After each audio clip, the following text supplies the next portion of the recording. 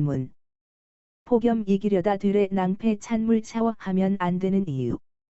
본 기사의 내용은 한국경제신문 이선아 기자의 생생뉴스 기사 내용입니다.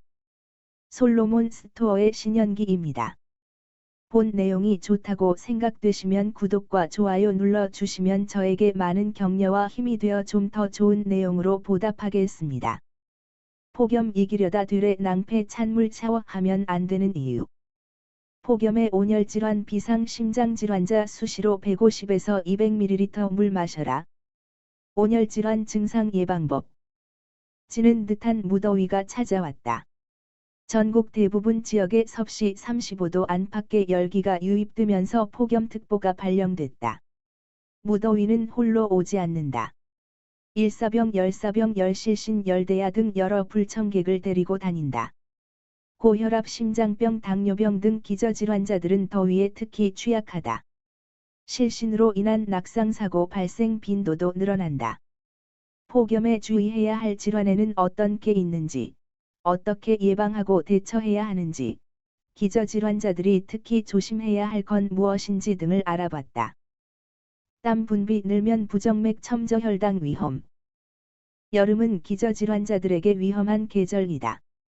여름이 되면 고혈압 환자의 혈압은 다른 계절에 비해 낮아진다. 기온이 상승할수록 혈관이 확장되기 때문이다. 이럴 때 갑자기 일어서거나 격한 활동을 하면 머리가 어지럽고 눈앞이 하얗게 되는 기립성 첨저혈압이 나타난다. 평소 혈압약을 복용하는 환자라면 약의 혈관 확장 효과가 더해져 실신에 이르기도 한다. 심장 관련 질환을 앓는 환자도 여름을 조심해야 한다. 땀을 많이 흘린 상태에서 수분을 보충하지 않으면 탈수 현상이 오고 혈액량이 줄어들기 때문이다. 이렇게 되면 심장은 온몸에 혈액을 공급하기 위해 더 빨리, 더 세게 뛴다. 맥박수가 올라갈 뿐 아니라 부정맥이 발생할 수도 있다는 의미다. 심기능이 떨어진 심부전 환자와 협심증 또는 심근경색증을 앓는 환자들에겐 치명타가 될 수 있다. 혈액이 농축되면서 혈전, 혈액이 굳어져 덩어리지는 현상, 이 발생할 위험도 커진다. 당뇨 환자는 땀 분비가 많아지면서 첨저혈당에 이를 수 있다. 땀을 통해 포도당이 과다하게 배출되면서 혈당치가 순식간에 떨어진다.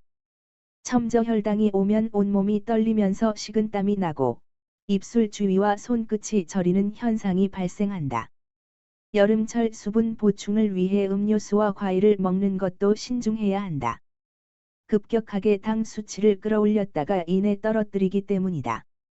온열질환 환자, 50대가 가장 많아. 기저질환자가 아니라도 야외 활동을 많이 한다면 무더위로 인한 온열질환을 피하기 힘들다. 일사병과 열사병이 대표적이다. 일사병은 더위에 오랜 시간 노출돼 심부 온도, 신체 내부 온도, 가 37에서 40도로 상승하는 현상이다. 어지러움, 홍조, 피로감, 무력감 등이 뒤따른다. 적절한 조치를 취하면 30번 지분 안에 회복할 수 있다. 열사병은 조금 더 심각하다. 심부 온도가 40도 이상으로 치솟을 때 나타난다. 땀이 나지 않는 대신 발작, 의식 상실, 경련, 구토 등이 동반된다. 주로 노인, 심장질환자, 치매 환자, 알코올 중독자 등이 고온다습한 환경에 오래 노출될 때 발생한다. 극심한 더위 속에 오랜 시간 운동하면 열경련이 나타날 수 있다. 원인이 확실하게 밝혀진 건 아니지만 땀이 많이 나면 체내 전해질이 부족해지고 근육 경련이 일어나는 것으로 전문가들은 추정하고 있다. 말초 혈관이 확장되면서 정신을 잃는 열실신이 나타나기도 한다. 중장년층과 노년층은 온열질환에 더 신경 써야 한다. 나이가 들면 땀샘 기능이 저하되기 때문이다. 땀 배출을 통해 체온을 낮추는 능력이 떨어진다는 얘기다. 질병관리청에 따르면 지난해 온열질환 환자는 50대가 244명, 22.6%으로 가장 많았다. 60대, 219명 20.3%, 40대, 149명 15.7%, 가 뒤를 이었다. 온열 질환이 발생한 장소로 보면 공사장 등 실외 작업장이 35.1%로 가장 많았고, 논밭 19.7%, 길가 12.2%에서도 환자가 많이 나왔다. 샤워할 땐 찬물보다 미지근한 물로. 무더위를 막을 수는 없지만 관련 질환은 예방할 수 있다. 가장 좋은 방법은 더위가 심한 낮 시간대인 정오에서 오후 5시에 야외 활동을 피하는 것이다. 불가피하게 야외 활동을 해야 할 때는 갈증이 없어도 수시로 물을 마셔야 한다. 특히 심장질환자들은 탈수로 인해 맥박수가 급격히 올라가는 것을 막기 위해 습관적으로 물을 마셔야 한다. 한꺼번에 들이켜는 것보다 150에서 200ml씩 규칙적으로 마시는 것이 좋다. 김대휘 서울아산병원 심장내과 교수는 한꺼번에 600ml 이상의 물을 섭취하면 위에 부담을 줄 뿐 아니라 호흡에 지장을 줄 수도 있다고 말했다. 땀을 통해 빠져나간 전해질을 보충하기 위해선 이온 음료나 물에 소금을 조금 타서 마시면 된다. 물 1리터에 소금을 티스푼으로 한두 번 넣으면 된다.